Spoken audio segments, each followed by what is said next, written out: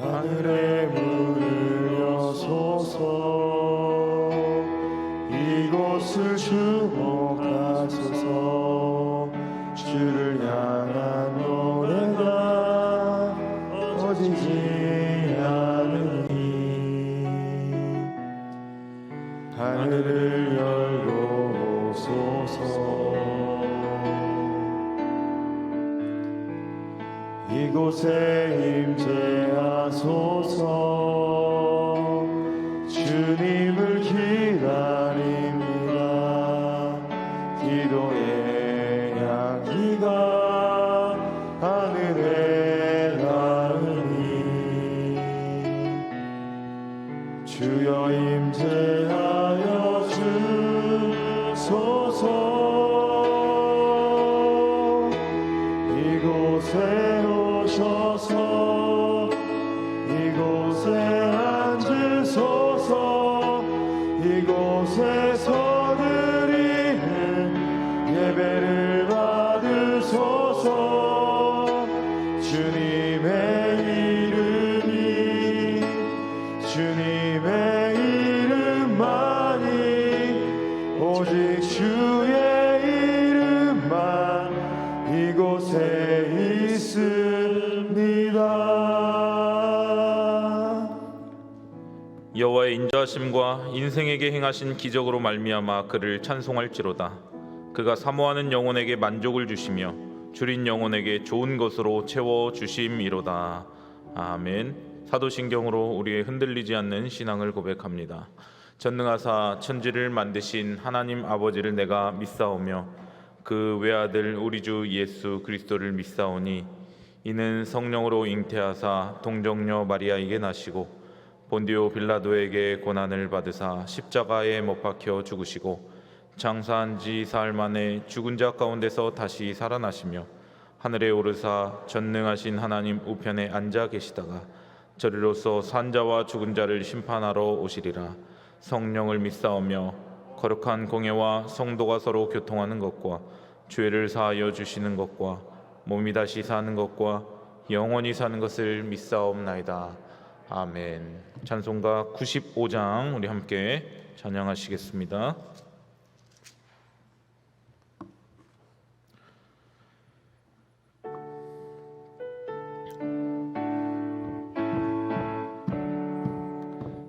나의 기쁨 나의 소망 되시며 나의 생명이 되신 주 밤낮 불러서 찬송을 드려도 늘 하신 마음 뿐일세.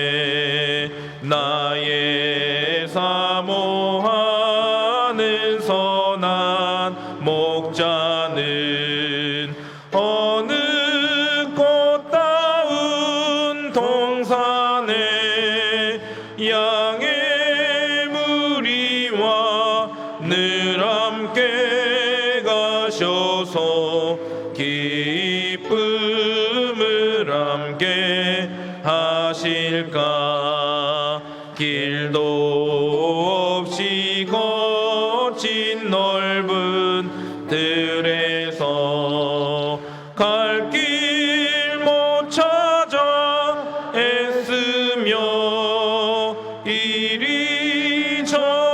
이리저리로 헤매는 내 모양 저 원수 조롱하도다.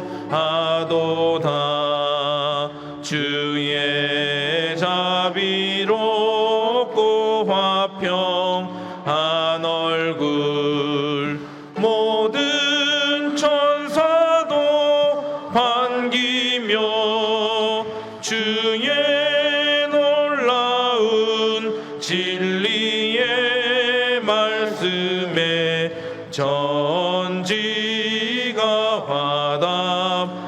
화답하도다. 나의 진정 사모하는 예수님 음성조차도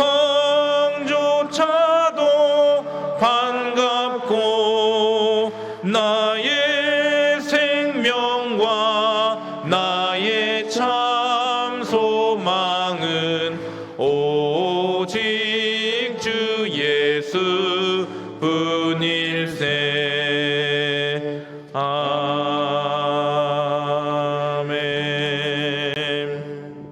오늘 우리에게 주신 하나님의 말씀은 어제 큐티 본문이었던 출애굽기 34장 10절부터 26절까지의 말씀입니다. 교독하시겠습니다. 여호와께서 이르시되 보라 내가 언약을 세우나니 곧 내가 아직 온 땅 아무 국민에게도 행하지 아니한 이적을 너희 전체 백성 앞에 행할 것이라. 내가 머무는 나라 백성이 다 여호와의 행하심을 보리니 내가 너를 위하여 행할 일이 두려운 것임이니라. 너는 내가 오늘 내게 명령하는 것을 삼가 지키라. 보라 내가 내 앞에서 아모리 사람과 가나안 사람과 헷 사람과 브리스 사람과 히윗 사람과 여부스 사람을 쫓아내리니 너는 스스로 삼가 내가 들어가는 땅의 주민과 언약을 세우지 말라. 그것이 너희에게 올무가 될까 하노라. 너희는 도리어 그들의 제단들을 헐고 그들의 주상들을 깨뜨리고 그들의 아사레 상을 찍을지어다. 너는 다른 신에게 절하지 말라. 여호와는 질투라 이름하는 질투의 하나님이니라. 너는 삼가 그 땅의 주민과 언약을 세우지 말지니 이는 그들이 모든 신을 음란하게 섬기며 그들의 신들에게 제물을 드리고 너를 청하면 내가 그 제물을 먹을까 함이며 또 내가 그들의 딸들을 내 아들들의 아내로 삼음이며 그들의 딸들이 그들의 신들을 음란하게 섬기며 내 아들에게 그들의 신들을 음란하게 섬기게 할까 함이니라. 너는 신상들을 부어 만들지 말지니라. 너는 무교절을 지키되 내가 내게 명령한 대로 아비볼 그 절기에 이레 동안 무교병을 먹으라. 이는 내가 아비볼의 애굽에서 나왔음이니라. 모든 첫 태생은 다 내 것이며 내 가축의 모든 처음 난 수컷의 소와 양도 다 그러하며 나귀의 첫 새끼는 어린 양으로 대속할 것이요 그렇게 하지 아니하려면 그 목을 꺾을 것이며 내 아들 중 장자는 다 대속할지며 빈손으로 내 얼굴을 보지 말지니라. 너는 엿새 동안 일하고 일곱째 날에는 쉴지니 밭갈 때나 거둘 때에도 쉴지며 77절 곧 맥추의 초실절을 지키고 새 말에는 수장절을 지키라. 너희의 모든 남자는 매년 3번씩 주 여호와 이스라엘의 하나님 앞에 보일지라. 내가 이방 나라들을 내 앞에서 쫓아내고 내 지경을 넓히리니 내가 매년 3번씩 여호와 내 하나님을 뵈려고 올 때에 아무도 내 땅을 탐내지 못하리라. 너는 내 제물의 피를 유교병과 함께 드리지 말며 유월절 제물을 아침까지 두지 말지며 함께요. 내 토지 소산에 처음 익은 것을 가져다가 내 하나님 여호와의 전에 드릴지며 너는 염소 새끼를 그 어미의 저지로 삼지 말지니라. 아멘. 맥주 감사 헌금, 선교 헌금, 예배 헌금, 감사 헌금, 1,000번째 헌금 드렸습니다. 기도하시겠습니다. 참 좋으신 하나님 아버지, 어제는 맥주 감사 주일로 반해 동안 인도해 주신 그 하나님의 은혜를 감사하며 찬양의 예배를 드리게 하여 주시고 새로운 한 주간을 시작하는 이 새벽 주님 앞에 나와 또 머리를 조아리게 하여 주심을 감사합니다. 오늘도 하나님의 도우심과 하나님의 은혜를 간절히 사모하며 이 자리 가운데 나온 왕성의 권속들 주님께서 기억하여 주시고 하늘의 문을 활짝 열어주셔서 이번 한 주간을 살아갈 힘과 용기와 은혜와 담력을 우리에게 허락하여 주시옵소서. 주님 앞에 예물을 올려드린 손길 있습니다. 드린 손길 위에 하늘의 신령한 은혜 땅의 기름진 복을 허락하여 주시되 가뭄과 같이 어려운 때에 물질적으로 곤핍하지 않고 늘 하나님의 만나와 매출하기에 채워주심 공급하심의 은혜를 경험케 하여 주시옵소서. 이 시간 주님의 말씀을 듣기를 원합니다. 이 말씀이 우리의 심령 깊숙한 곳에 잘 박힌 목과 같이 새겨지게 하시고 우리의 삶의 현장 가운데 이 말씀이 구체적으로 실천되고 적용하여 열매 맺게 하여 주시옵소서. 반주로 섬기시는 집사님에게 하늘의 은혜를 허락하여 주실 줄 믿고 감사드리며 예수님의 이름으로 기도드립니다. 아멘. 출애굽기 34장 말씀에서는 하나님께서 모세에게 이제 다시 돌판을 들고 시내산에 오르라고 말씀을 하십니다. 그런데 이 신명기 10장 말씀에 보면 모세가 이때 당시 출애굽기 34장을 회상하면서 기록했던 내용을 보면 이 출애굽기 34장에 나오지 않는 그런 한 가지 단어가 있습니다. 그것은 바로 나무괴입니다. 모세가 뭐라고 말을 하고 있냐면 하나님께서 나무괴를 가져오라. 그리고 그 돌판을 잘 깎아서 이제는 그 나무괴 속에 집어넣어라 라고 말씀을 하십니다. 하나님께서 왜 그 두 번째 돌판을 나무괴에 집어넣으라고 하셨을까요? 첫 번째처럼 깨지지 않게 하기 위하여서, 하나님과 이스라엘과의 그 언약 관계가 깨지지 않게 하기 위하여서 이제는 그 두 번째 돌판을 나무괴를 만들어서 조각목으로 나무괴를 제작하여서 그 속에다가 언약을 잘 집어넣어라. 그리고 잘 간직해라. 이 말씀을 잘 지키고 두 번 다시 너와 내 사이에 그 언약이 깨쳐서는 안 된다라고 하는 것을 상징적으로 보여주고 말씀하고 계셨던 것이죠. 모세가 시내산에 올라갔을 때 여호와께서 친히 강림하셨습니다. 그리고 스스로를 드러내십니다. 나는 여호와라 여호와라. 나는 노하기를 더디하고 은혜롭고 자비롭고 인자를 베풀되 천대까지 은혜를 베풀고 또 3, 4대까지 죄를 보응하는 자다라고 하시면서 출애굽기 20장에 하셨던 그 말씀과는 대조적으로 출애굽기 20장에서는 죄를 범하는 자를 3, 4대 먼저 멸하고 그리고 천대까지 은혜를 베푼다고 말씀하셨지만 34장 초반부에 보면 먼저 은혜를 베푼다라고 말씀을 하십니다. 그런 이유는 이스라엘 백성들이 지금 우상숭배 사건으로 인하여서 금송아지 사건으로 인해서 하나님과의 언약 관계가 이미 파기된 상태이기 때문에 나는 너희들에게 은혜를 베푸는 하나님 여호와다라고 하는 것을 먼저 말씀하시고 그렇지만 너희들 죄를 멀리하거라 3, 4대까지 내가 보응하겠다라고 말씀을 하십니다.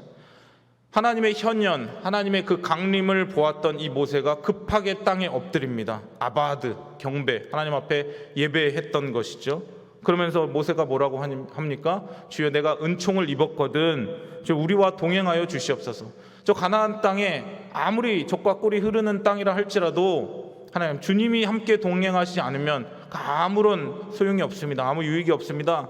그리고 이 목이 뻣뻣하고 이 굳은 백성들 우리 악과 죄를 사하시고 우리를 주의 기업으로 삼아 주시옵소서라고 하면서 중보기도 하는 참다운 지도자의 모습을 우리는 보게 됩니다. 하나님은 암담한 미래 속에서도 새로운 희망을 열어주시는 분이십니다. 이스라엘을 완전히 진멸시킬 생각까지 하셨던 하나님은 모세의 중보기도 이후에 암울한 상황 속에서도 새로운 희망을 말씀하십니다. 10절 말씀 보겠습니다. 여호와께서 이르시되 보라 내가 언약을 세우나니 곧 내가 아직 온 땅 아무 국민에게도 행하지 아니한 이적을 너희 전체 백성 앞에 행할 것이라. 내가 머무는 나라 백성이 다 여호와의 행하심을 보리니 내가 너를 위하여 행할 일이 두려운 것임이니라. 여기 보면 하나님께서 행하심이라고 하는 단어를 반복해서 사용하십니다. 하나님께서 새로운 일을 행하시는데 그것은 먼저 깨졌던 언약을 다시 세우시는 것입니다. 이스라엘과 그 언약 관계를 다시 갱신하는 것이죠.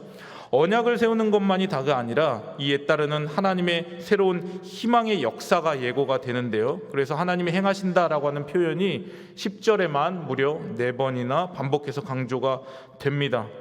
하나님께서 이스라엘 백성과 파기됐던 언약을 갱신시키는 그런 장면이 여호와께서도 온 땅의 그 어떤 나라 어떤 민족과도 한 번도 해보지 않았던 일이다. 아주 특별한 그런 은총과 혜택을 너희들이 입은 것이다 라고 하나님께서 설명을 하십니다. 그것은 하나님께서 이스라엘 자손을 모든 나라와 족속 가운데 구별하여 당신의 백성으로 삼으시고 그들과 아주 특별하고 친밀한 관계를 형성하고 있다라는 것을 좀 설명하고 계신 것이죠. 그리고 나아가 모든 백성들이 모든 열방의 민족들이 이 장면들을 목도하게 될 것이다. 사실 이것은요 이스라엘 백성들이 그럴만해서가 아닙니다. 이스라엘 백성들이 착해서가 아니고요 이스라엘 백성들이 하나님의 말씀을 잘 듣고 순종해서가 아니라 애초에 시내산 언약이 체결될 때 여호와께서 이스라엘 백성들을 향하여서 뭐라고 말씀하십니까? 내가 너희를 열방을 위한 제사장 국가로 만들고 싶다. 그것이 나의 뜻이다. 그것이 나의 의지이다. 하나님께서는 지금 그 계획을 끝까지 밀고 나가시겠다는 것이죠. 여기에 한 가지 더해서 하나님께서는 이스라엘 백성들을 위하여 두려운 일을 행하실 것이다 라고 하시는데 이제 그것이 11절 말씀에 나옵니다. 11절에 보면 너는 내가 오늘 내게 명령하는 것을 삼가 지키라. 보라 내가 네 앞에서 아모리 사람과 가나안 사람과 헷 사람과 브리스 사람과 히위 사람과 여부스 사람을 쫓아내리니. 하나님께서 말씀하시는 이 두려운 일이란 여호와 하나님이 이스라엘 백성을 위해 가나안 땅에서 아모리 사람 또 가나안 사람, 헷 사람, 브리스 사람, 히위 사람, 여부스 사람을 다 몰아내겠다라고 말씀을 하십니다. 근데 그러기 위해서는 이스라엘 백성들이 반드시 지켜야 할 약속이 있었습니다. 12절과 13절 말씀을 보면 너는 스스로 삼가 내가 들어가는 땅의 주민과 언약을 세우지 말라.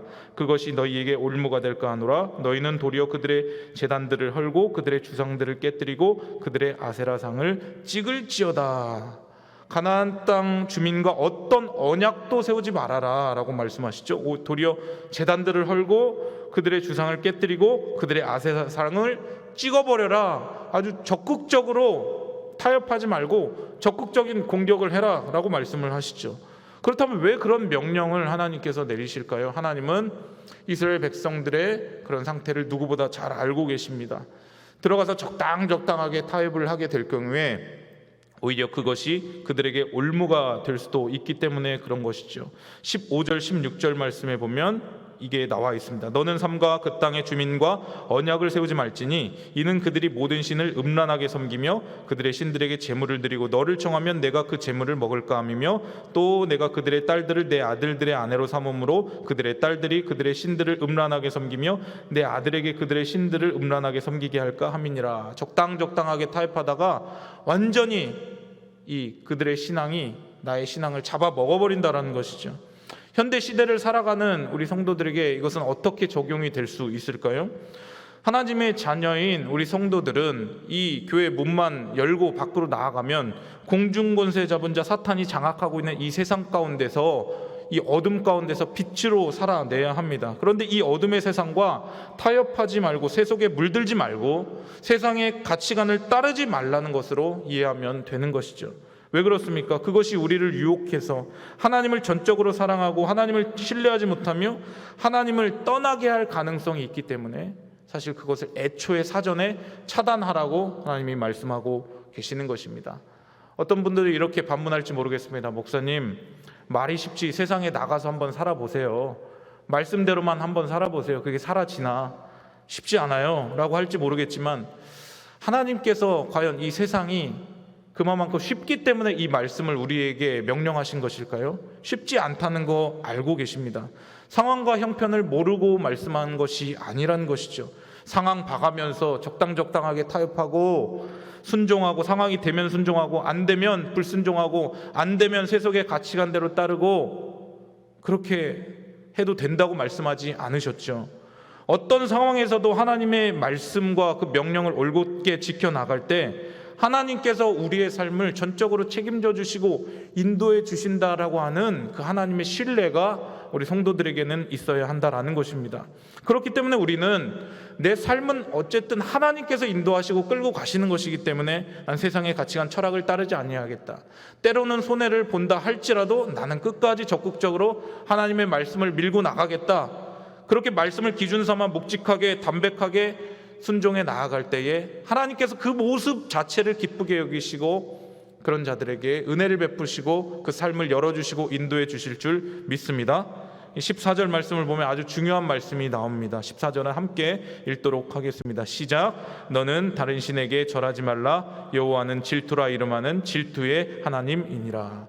왜 하나님께서 이렇게까지 이스라엘 백성들에게 준엄한 명령을 내리시는지 스스로에 대해서 소개를 하십니다. 기독교 신앙이 어떤 것인지 우리가 섬기는 하나님이 어떤 분이신지를 아주 전형적으로 드러내는 말씀이 14절 말씀인데요. 나는 질투하는 하나님이다 라고 말씀하십니다. 영어 성경으로 보면 Whose name is jealous라고 표현하고 있습니다. 하나님의 이름이 질투다라는 것이죠. 이 히브리어로는 엘 칸나라고 하는데 엘은 하나님, 칸나는 질투라는 뜻입니다. 하나님의 이름이 질투다. 우리가 하나님의 이름이 깃발이다, 하나님의 이름이 샬롬이다, 여호와 이레다, 뭐 이런 이야기들은 자연스럽게 들어서 알지만 하나님의 이름이 질투다, 나는 질투다 이름하는 질투의 하나님이다 라고 말씀하시는 것이 어떻게 보면 신이신 하나님께서 약간 천박해 보이는 그런 느낌도 우리가 받게 됩니다. 좀 이상하지 않습니까? 사실 질투라고 하는 단어가 도덕적으로 그렇게 좋은 단어는 아닙니다. 누군가 내 안에 질투를 가지고 있다라고 하면 그 심령의 마음의 수준이 굉장히 낮은 것을 의미하죠. 질투라고 하는 것은 이성관계 때 쓰는 그런 표현 아닙니까? 부부나 이성 사이에 내 남편이나 아내나 애인이 나 말고 다른 이성을 좋아할 때에 그걸 지나치게 시기하는 것, 이것이 바로 질투의 사전적인 정의입니다. 그런데 하나님께서 자신이 바로 그런 분이다, 나는 그런 질투의 하나님이다 라고 드러내십니다. 인간적으로 보면 굉장히 속이 좁고 미성숙해 보입니다. 그러나 이게 기독교의 독특성이라는 것이죠. 하나님이 왜 우리에게 질투를 느끼셔야만 할까요? 이 새벽에 한번 생각해 보기를 원합니다. 하나님께서 우리에게 질투를 느끼셔야 할 필요가 있을까요? 하나님께서 이스라엘 백성들에게 질투를 한다고 그렇게 강조해서 말씀을 하시는 이유가 무엇입니까? 하나님께서 우리를 사랑하시는데, 이스라엘 백성들을 사랑하시는데 막연히 사랑하시는 것이 아니라, 적당히 사랑하시는 것이 아니라 이성관계에서 상대방을 사랑하는 그 사랑으로 정열적으로 쏟아붓는 엄청난 사랑을 하고 계시는 것이다 라는 것이죠. 그러니까 내 사랑의 대상이 다른 것에 마음을 주는 것, 이거 감당하지 못하는 것입니다. 그렇기 때문에 교회와 그리스도의 관계는 신랑과 신부의 관계다라고 이야기하는 것입니다. 어떤 분들은 이렇게 이야기를 하는 것도 보았습니다. 나도 교회 다니지만, 나도 신앙생활 하지만 나는 막 이렇게 너무 유난 떨면서 신앙생활 하고 싶지 않아요. 나는 예수쟁이들 보면 나도 약간 거부감이 들더라고요. 교회를 다니면서 크리스찬이 그런 이야기를 하니까 막 속에서 막 부글부글 끓는 거예요. 예수를 믿는다면서 어떻게 저렇게 적당히 신앙생활을 할 수 있을까? 그리고 열심히 열렬하게 하나님을 사랑하고 믿는 사람들을 향하여서 어떻게 그렇게 조롱하듯이 이야기를 할 수 있을까? 하나님에 대해서 질투의 감정이 전혀 없는 것이죠. 내가 누군가를 사랑하는데 그 사람이 다른 누군가를 사랑하는 것, 그것이 포용이 됩니까? 절대 안 되는 것이죠. 진짜 상대방을 사랑하면 그 사람이 다른 사람, 나 말고 다른 사람을 사랑하는 것 자체가 포용이 안 되는 것입니다. 사랑은 배타적인 것이죠. 바로 주님이 우리를 그렇게 사랑한다라는 것이죠. 내가 정말 너를 뜨겁게 열렬하게 사랑한다. 그렇기 때문에 우리가 다른 것에, 하나님 외에 다른 시선에 마음이 가는 것 견디지 못하는 것입니다. 이것은 소유욕이나 독점욕과는 다른 것이죠.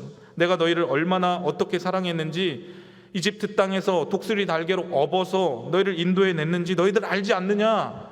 너희들 이제까지 내가 인도해 왔던 거 너희 알지 않느냐? 내 마음을 너희 알지 않느냐? 그러니 이제는 더 이상 가나안 땅에 들어가서 우상 숭배하거나 다른 민족과 언약을 세우거나 타협을 하거나 딴짓을 하면 안 된다. 신신당부하고 계시는 것입니다. 우리가 주님을 정말 신실하게 섬기기 위해서도 하나님께서 우리에게 어떻게 행하셨는지를 우리가 돌아볼 필요가 있는 것입니다. 하나님의 은혜를 먼저 깨우치고 하나님의 사랑을 먼저 우리가 깨달아 알아야 하는 것이죠. 항상 그 은혜가 선행적인 것입니다. 우리의 주님을 향한 순종은 그 은혜에 파편적으로 지극히 작은 것으로 보답하는 것뿐입니다. 그러나 은혜를 알지 못하는 자들은, 그 사랑을 알지 못하는 자들은 주님이 원하는 그 사랑으로 돌려드릴 수가 없는 것입니다. 내가 너를 사랑하는 대로 너 또한 나에게 그 사랑을 돌려주기를 원하며 그 사랑 내가 받기를 원한다. 하나님께서 말씀하십니다. 이것을 깨달아 아는 자들은 계명을 지킬 수가 있는 것입니다. 하나님이 나를 위하여 자신의 독생자 예수 그리스도까지 주셨다면 어떻게 내가 하나님 외에 다른 대상에게 시선을 돌릴 수가 있을까? 생각할 수가 없는 것입니다. 내가 어떻게 하나님을 사랑하는데 하나님 말고 다른 우상에게 적당히 머리를 조아릴 수 있는가? 상상할 수 없는 것입니다. 다른 신에게 절하지 말라, 섬기지 말라, 마음을 주고 나의 마음을 빼앗기는 것, 섬기는 것, 이거 정말 하나님만큼이나 내 마음을 가져가는 것, 이 자체가 신입니다. 신. 불상, 제사상, 꼭 우리가 이 절하지 않는다 할지라도 하나님만큼 귀하게 여기는 것, 내려놓지 못하는 것, 이것이 다른 우상이라는 것이죠.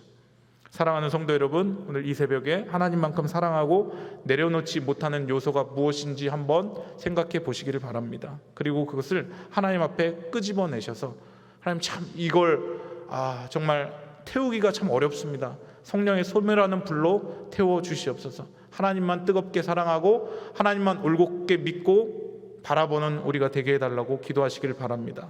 오늘 이 시대 가장 크게 하나님을 대적하는 신이 무엇입니까? 바로 돈입니다. 돈.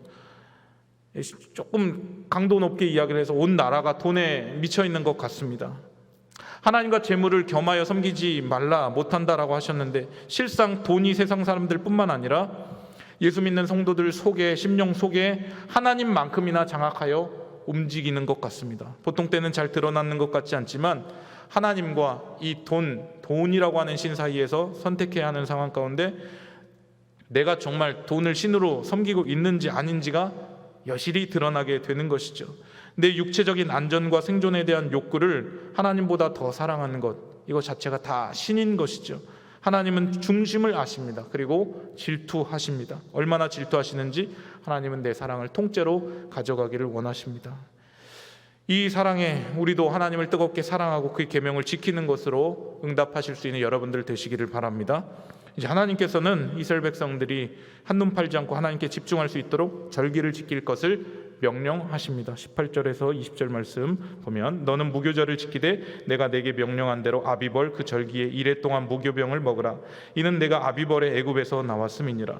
모든 첫 태생은 다 내 것이며 내 가축의 모든 처음 난 수컷인 소와 양도 다 그러하며 나귀의 첫 새끼는 어린 양으로 대속할 것이요 그렇게 하지 아니하려면 그 목을 꺾을 것이며 내 아들 중 장자는 다 대속할지며 빈손으로 내 얼굴을 보지 말지니라. 이스라엘 백성들이 하나님을 기억하며 지켜야 할 세 가지 절기 중 첫 번째 절기는 유월절입니다. 그리고 유월절이 끝난 밤부터 일주일 동안을 무교병만 먹는다고 해서 무교절이라고 하죠. 유월절은 이스라엘 백성이 출애굽 그 마지막 당시에 하나님께서 애굽의 장자들을 치셨던 것을, 그리고 이스라엘 백성들 그 어린 양의 피를 보고 넘어갔던 것을 기념하면서 지키는 그런 절기입니다. 그래서 19절에 모든 첫 태생 다 내 것이며 가축의 처음 난 것도 그러하다라고 말씀하고 계십니다. 하나님께서 이 날을 얼마나 중요하게 생각하시는지 유월절을 지키고 난 이후 7일 동안을 애굽을 탈출하는 기간 동안 막 급하게 막 구워서 먹었던 무교병을 먹었던 것을 기억하면서 너희들 안에 그 누룩 없는 빵, 누룩을 제거하고 밀가루와 그 물로만 반죽을 해서 딱딱하게 맛도 없는 그 빵, 일주일 동안 그 떡을 먹으면서 너희들의 구원이 어디서부터 시작되고 너희들의 은혜가 얼마나 고귀한 것인지를 한번 생각해라. 그리고 이 절기를 지키라 라고 하십니다. 이 절기를 아빕월에 지키라고 하시는데요, 아빕은 보리라는 뜻입니다. 보리는 가나안 땅에서 처음으로 맺히는 곡식이었습니다. 아비벌은 새로운 알곡의 날이라고 하는 의미로 하나님이 주신 첫 수확을 보고 가나안의 우상들에게 제사할 것이 아니라 하나님의 은혜임을 인정하고 감사의 예배를 드리라고 말씀하는 것이죠. 그래서 무교절을 시작으로 이스라엘은 매주 하나님 앞에 나와 안식하며 지속적으로 하나님을 예배해야 했습니다. 21절 말씀을 보니까 너는 엿새 동안 일하고 일곱째 날에는 쉴지니 밭갈 때나 거둘 때에도 쉴지며 라고 말씀하십니다. 주의를 지키는 것은 하나님을 향한 그 집요함과 집중력, 그분을 향한 나의 사랑과 열정이 살아있다는 증거입니다. 우리는 예배를 드림으로 이 열정을 지키고 하나님의 은혜에 계속해서 사로잡히게 되는 것이죠. 22절 말씀을 보니까 77절 곧 매주의 초실절을 지키고 새 말에는 수장절을 지키라라고 하십니다. 왜 77절입니까? 6월절로부터 49일이 지난 7번 곱하기 7번, 그리고 그 다음 날이라고 해서 오순절이라고도 하고 맥추절이라고도 하죠. 저희가 어제 지켰던 예배를 드렸던 맥추절 그리고 오순절이라고도 하는데, 이 맥추는 히브리어로 하팀인데 이것은 밀을 의미하면서 하나님은 밀의 초실절을 지키라라고 하셨습니다. 팔레스타인에서는 보리 추수 이후 약 50일이 지나면 밀의 추수가 시작되는데 이것이 밀이 보리와 함께 이스라엘의 주식이었습니다.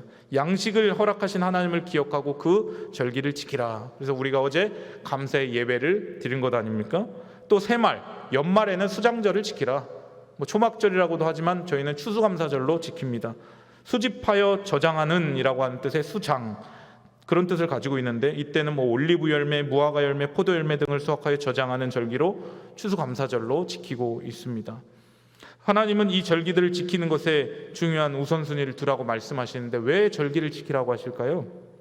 하나님의 은혜를 기억하기 위함입니다. 우리가 하나님의 은혜를 기억하면 우리가 하나님께 기억이 되는 것이죠. 하나님의 은혜를 기억할 때 우리가 하나님께 기억되는 것입니다. 23절 말씀을 보니까 너희의 모든 남자는 매년 3번씩 주 여호와 이스라엘의 하나님 앞에 보일지니라. 3번씩 보이라는 것은 유월절 그리고 맥추절 또 초막절, 이때 이 하나님의 성막이 있는 곳에 함께 모여서 예배를 드려라. 생업을 잠시 멈춰두고 심지어 국방 경비도 잠시 멈추고 오라는 것이죠. 그것이 24절 말씀입니다.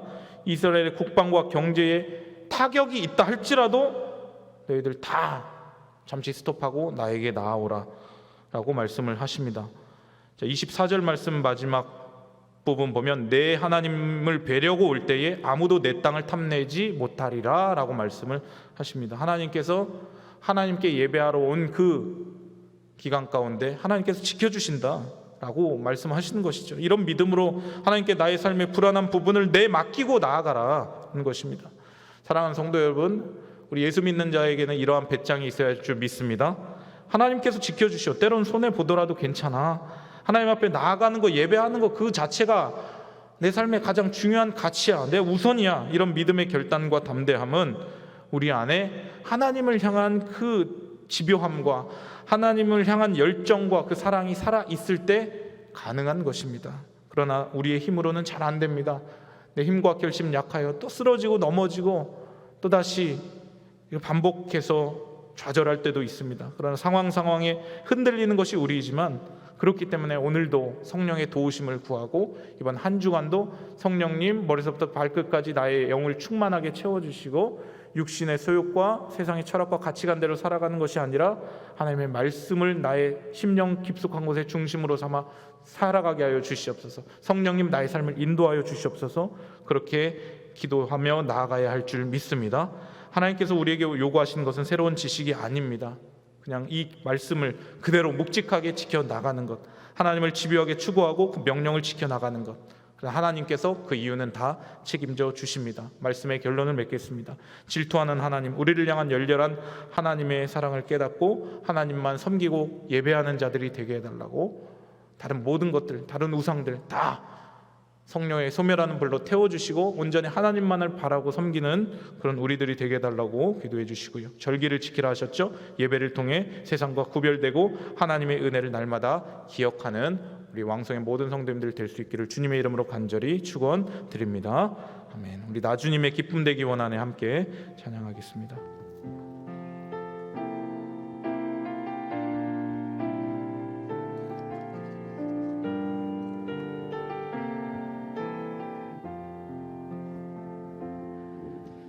나 주님의 기쁨 되기 원하네. 내 마음을 새롭게 하소서. 새 부대가 되게 하여 주사. 주님의 빛 비추게 하소서. 내가 원하는 한 가지, 주님의 기쁨이 되는 것. 내가 원하는 한 가지, 주님의 기쁨이 되는 것. 우리 새벽에 함께 기도하며 나아갈 때에 주신 말씀을 기억하면서 함께 기도하겠습니다. 질투하는 하나님이라고 말씀하셨습니다. 우리를 향한 열렬한 사랑을 갖고 계시는 그 하나님께 우리도 하나님만을 섬기겠다고, 하나님만을 사랑하겠다고 다른 모든 우상들 성령의 소멸하는 불로 다 태워주시고 하나님만을 바라고 나아가는 오늘 하루, 이번 한 주간이 되게 해달라고 기도를 해주시고요. 또한 절기를 지키라 하셨습니다. 하나님 앞에 나와 예배할 때 하나님께서 다른 모든 것들 안전하게 다 책임져 주시겠다 약속하십니다. 이 믿음 붙잡고 나아갈 수 있는, 담대하게 나아갈 수 있는 우리 성도들이 될 수 있게 해달라고 기도해 주시고요. 우리 교회를 위하여 기도할 때 3대 비전의 성취를 위하여 기도해 주시고, 세우신 담임 목사님 영육간의 강건함과 말씀 사역을 위하여 또 성령의 충만함을 위하여 기도해 주시고요. 우리 다음 세대 믿음의 여호수아의 세대가 될 수 있도록, 또 오찬 전면교회 가원나 청년교회 부흥을 통하여서 믿음의 여호수아의 세대가 부를 듯 일어날 수 있도록 기도해 주시고요. 코로나 종식을 위하여서 백신의 원활한 수급과 공급과 또 치료제 개발과 또 부작용이 없을 수 있도록 변이 바이러스부터 안전하게 지켜주시도록 기도해 주시고요. 열방에 나가 흩어져 나가 있는 선교사님들의 건강과 안전과 사역과 신변을 주님께서 책임져 주시고 지켜주시고 사역에 열매가 있게 해달라고 가지고 나온 마음의 소원과 간구의 제목을 가지고 기도할 때에 우리 두 손 높이 들고 주여 한번 부르짖고 통성으로 기도하겠습니다.